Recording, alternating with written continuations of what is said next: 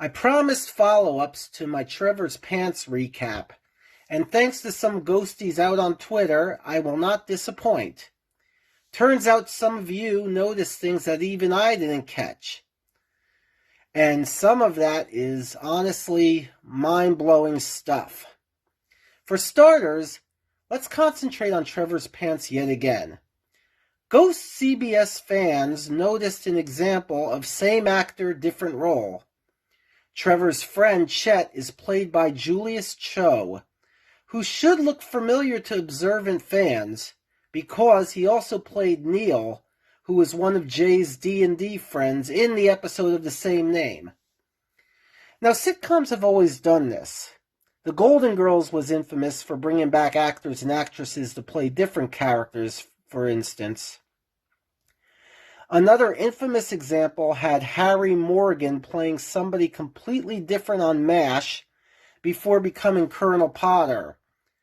However, you know me, I must always have that second guess handy. What if Neil and Chet are not separate characters? We all know that Trevor's death got his friends in a panic. So what if Chet decided to take a new identity and lay low so he didn't get into trouble? Notice he also had facial hair when he was Neil. And maybe some of Trevor's other friends did the same. I'm not saying this was intentional, but if it was, it would be a nice little nod in preparation for this new episode. This latest episode. Now let's take a break because the other Trevor's Pants detail feeds into something I talk a lot about. So instead, let's go to my dear online friend Peachy, who got a shout out from Asher Grodman this week on Instagram. This is actually to do with the next episode, Attic Girl. I already pondered what it means for Pete and Alberta, as they are together in the prom scene. But Peachy noticed something I totally did not. Stephanie, the titular Attic Girl, has a wound on her back shoulder, not unlike Flower's wounds, except it was one bloody slash mark, not a row of bear claws. So we know she had a violent death. Was it an accident? Murder? Did she too have a bad experience with the bear? And will her and Flower bond? Actually, I just noticed something. We got the credits to the episode, to Attic Girl.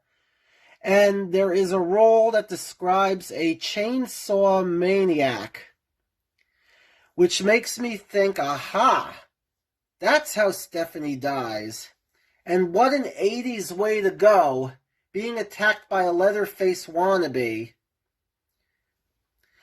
We'll see if my hunch is right. It seems pretty obvious.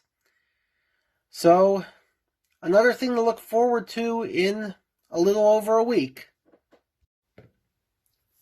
And now for the big one. And I can't believe this went over my head last Thursday. In Trevor's flashbacks, we meet yet another Woodstone, of course.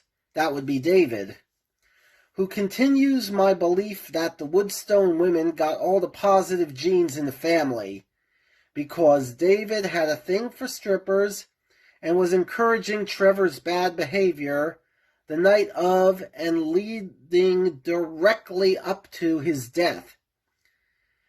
Anyway, appropriately enough, the Twitter user Woodstoner pointed this line out, that Trevor and his friends were able to use Woodstone Mansion for their party because David's parents were away on a trip.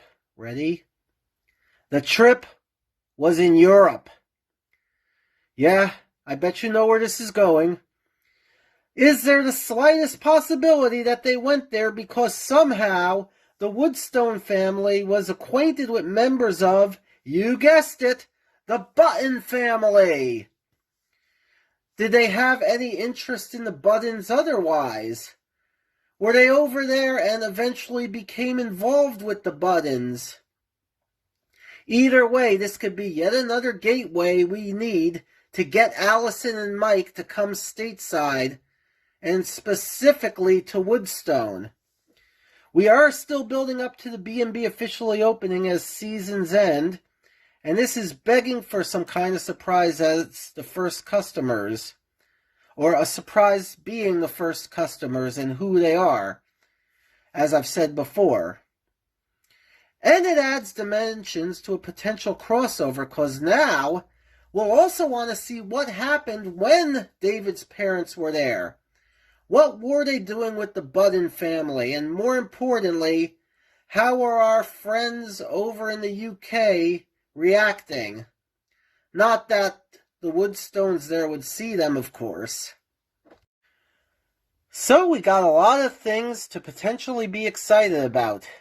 Thanks everyone for calling attention to these things so that I may make this video.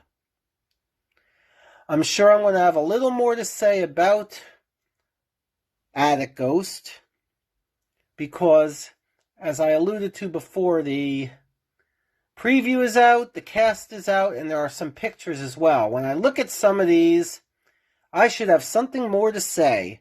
So I will catch you then. Till next time.